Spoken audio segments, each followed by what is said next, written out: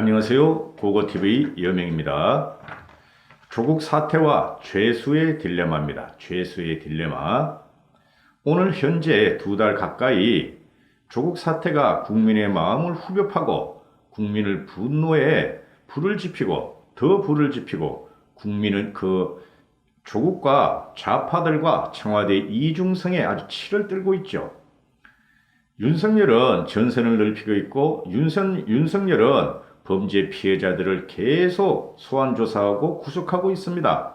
그럼에도 불구하고 조국과 정경심은 한마디의 반성도 없고 자기들이 잘못한 적 없다 그러고 저항을 하고 있고 문바들과 문재인 지지자들은 조국 지키기에 혈안이 되어 있죠. 죄수의 딜레마. 다 아시는 거지만은 경찰과 검찰이 2명의 죄수를 잡았습니다. 2명의 죄수를 갖다가 공범이라고 확신합니다. 그래서 독방에 집어넣습니다. 각자를. 그리고 똑같은 것을 물어보고 제안을 합니다. 너 이런 사건에 대해서 네가 잘못한 걸 풀어라. A한테 그럽니다. B한테도 부릅니다. 여기서 A, B가 똑같이 입을 맞추면 그것은 무죄가 되는 것입니다. 그러나 A는 사실을 고백하고 B가 부정을 하면은 B는 A의 형량까지 더해서 3년 받을 5년 받을 죄값을 갖다가 10년을 받겠다는 것이죠. 그리고 B가 똑같이 묵비권을 행사한다고 칩시다. 똑같이 묵비권을 행사하면은 5년짜리 죄니까 둘 다 2.5년씩 때려버립니다. 이게 죄수의 딜레마로서 죄수는 자기가 처한 상황에 대해서 자기만 살고자 하고 생각을 한다는 것이 죄수의 딜레마죠. 나는 살아야 돼. 나는 잘못이 없어. A는 그렇게 생각합니다. B 지가 전부 다 잘못한 거야 하고 A는 B한테 B가 한 거라고 실토를 해버립니다. 거기서 딜레마가 나오고 A는 살아남게 되고 무죄 석방이 되고 B는 어떻게 됩니까? 더 중한 가중처벌을 받게 되는 것이죠. 물론 A도 협조했고 네가 공범에 협조했으므로 가벼운 죄값을 받는다는 것이죠. 이게 죄수의 딜레마입니다. 죄수들을 갖다가 각 독방에 가둬놓고 똑같은 질문을 하면은 마음이 흔들린다는 것이죠. 거기다가 검사나 경찰은 A한테 받은 진술과 B에서 받은 진술을 갖다가 파악한 다음에 A, B를 갖다가 대질신문을 시키죠. 대질신문을 시키면 사실이 드러난다는 것이죠. 법정까지 가는 경우도 있지만 말이죠. 지금 조국의 관계자들은 죄수의 딜레마에 확 빠져버렸죠. 늪에 빠져서 나올 수가 없는 것이죠. 우리가 지금 다 듣고 있고 방송도 많이 하고 저도 방송을 했지만 대표적인 게 조범동이죠. 조국의 오촌 조카 조범동. 그죠?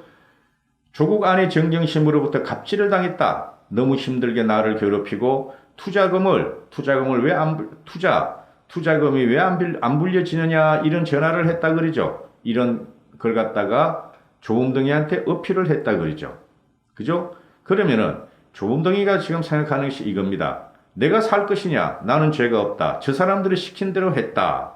그러면은 나는 어떻게든 이거 자본시장법이 말이죠. 굉장히 죄가 무겁습니다. 주가 조작 사건 이런 게 죄가 굉장히 무거워요. 일반 강도 형사사건하고는 유를 달리 하는 것이죠.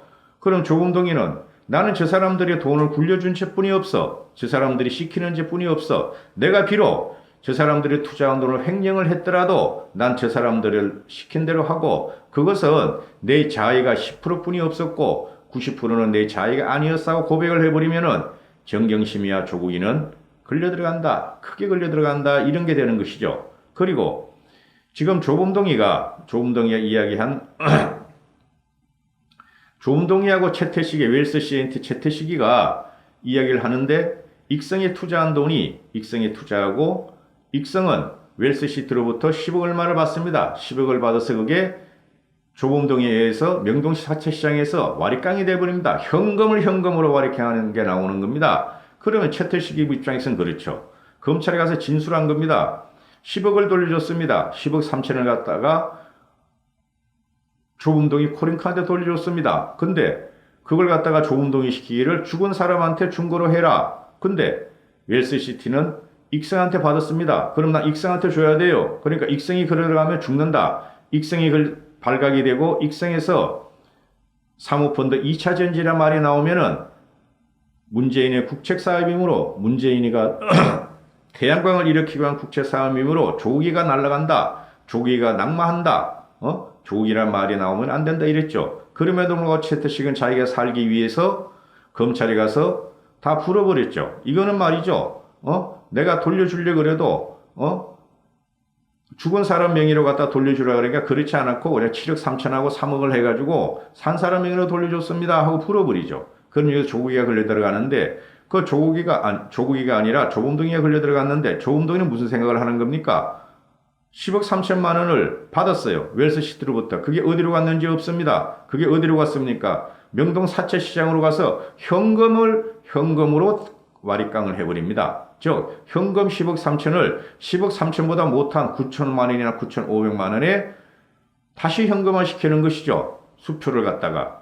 요새 당자 수표 잘 안 씁니다. 거의 자기압 수표입니다. 그러면은 이 돈이 어디로 갔느냐 하는 것이죠. 그러면은 이것은 우리가 모두 합리적인 의심을 할 적에 투자한 사람 정경심한테 갔다 이렇게 생각을 하는 것이죠. 그러면 조범동이는 무슨 생각을 하는 겁니까? 나는 이걸 갖다가 와리깡을 해서 누구한테 줬습니다 하고 실토를 하게 되겠죠. 그리고 조범동이는 자기 죄값 형량을 감해 주십시오 하는 제안을 하고 검찰에서 그렇게 하자. 네가 사실대로 진실을 말해줬으니 너 형량을 갖다가 참작하겠다. 당연한 거죠, 이거는. 당연한 거고 조범동이는 형량을 적게 받고 살아나올 가능성이 있고 재수의 딜레마 빠덩빠덩.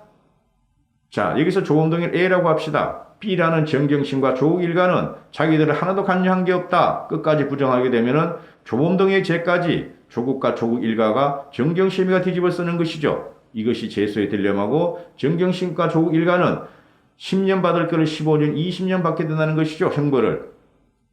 그리고 또 재수의 딜레마가 나온 게 누굽니까?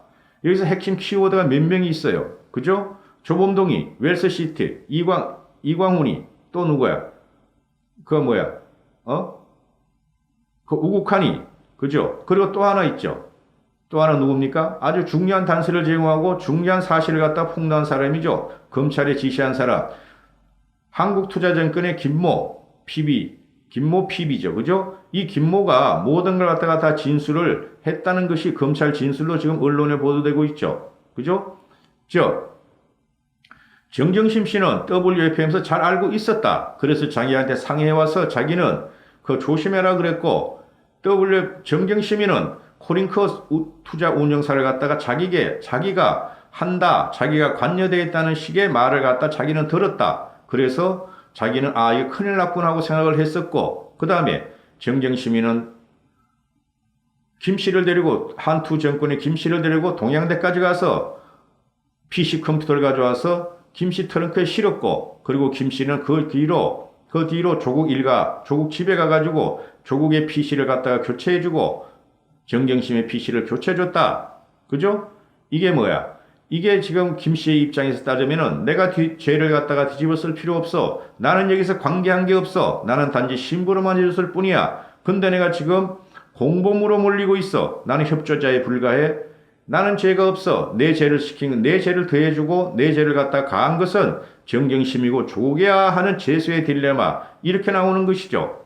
또 동양대 사건. 그죠? 동양대 표창장 위조 사건, 최승혜 총장과 관계자들 또는 그 교직원들이 다 밝혀버리죠. 우리는 과거에 이런 거를 갖다가 도장으로 찍었지 전자 표창을 한 것은 1, 2년 전뿐이 안 된다. 그래서 정경심이가 7, 8년 전에 표창장을 한 것은 완전히 위조다.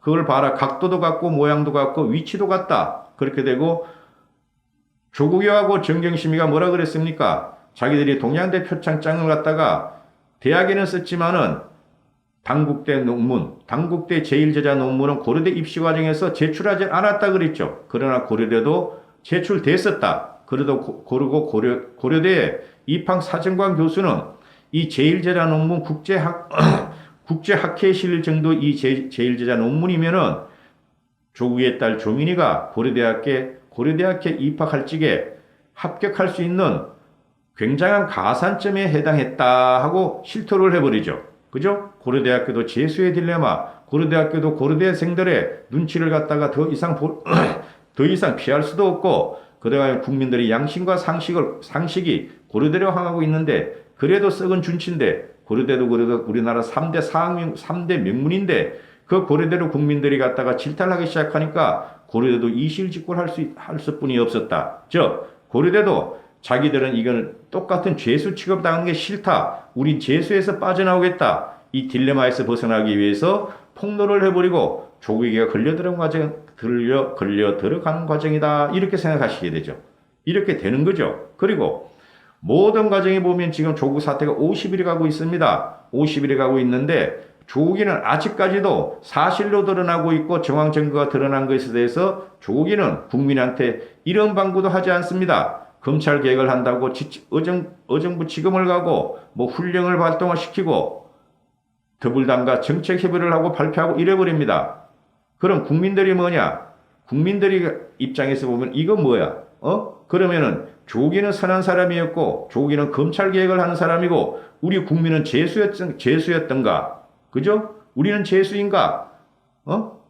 지금 더불당과 조국이와 청와대가 하는 게 뭡니까? 국민들하고 싸움을 하는 거 아닙니까? 조국이는 옳다. 범죄를 짓지 않았기 때문에 장관으로 임명할 수뿐이 없다. 그죠? 범죄가 밝혀지지 않았다. 그러면은 그 범죄를 갖다가 추적하고 범죄를 갖다 밝히는 국민과 언론이 뭔가 적이다. 우리가 죄수인가? 우리가 악인가? 이렇게 되는 것이죠. 이거 진짜 심각한 사항이죠. 이 세상은. 이 문재인 하에 2년 반의 심각한 상황이었고 현재 그 심각한 상황이 뿌리채 들고 나오고 뿌리도 안 가요. 이거 줄기채 지금 들고 나오는 상황인데도 아직까지 문재인 정권 청와대와 더불당과 조국 일가는 전부 다 자기들을 감추려고 노력을 하고 있죠. 그럼 우리가 뭔가 우리 누구한테 지금 뭐로 잡혀 있는가 생각이 드는 거죠. 스톡홀름 증후군. 그죠?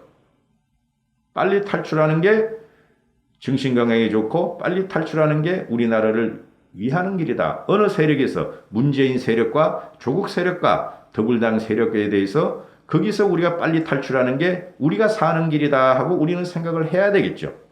감사합니다. 고고TV 여명이었습니다.